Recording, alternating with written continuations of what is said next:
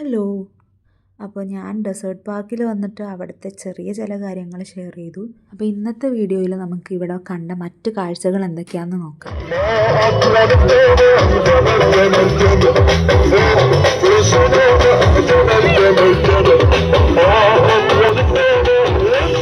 കുട്ടികൾക്ക് വേണ്ടിയുള്ള സ്റ്റേജ് പ്രോഗ്രാംസിനൊപ്പം ഇതുപോലുള്ള ഫൺ ആക്ടിവിറ്റീസും ബൈക്ക് റൈഡിങ്ങും എല്ലാം ഇവിടെ ഉണ്ടായിരുന്നു. അതോടൊപ്പം തന്നെ വെറൈറ്റി ഓഫ് ഫുഡ്സ് ട്രൈ ചെയ്യാനുള്ള ഫുഡ് സ്റ്റാളുകളും കുട്ടികൾക്ക് കളിക്കാനുള്ള ഒരുപാട് സ്പേസും അവരെ അട്രാക്റ്റ് ചെയ്യുന്ന തരത്തിൽ പെറ്റ്സിൻ്റെ കൂടെയുള്ള ഫോട്ടോ സെഷൻ ഇവിടെ അറേഞ്ച് ചെയ്തിട്ടുണ്ട്.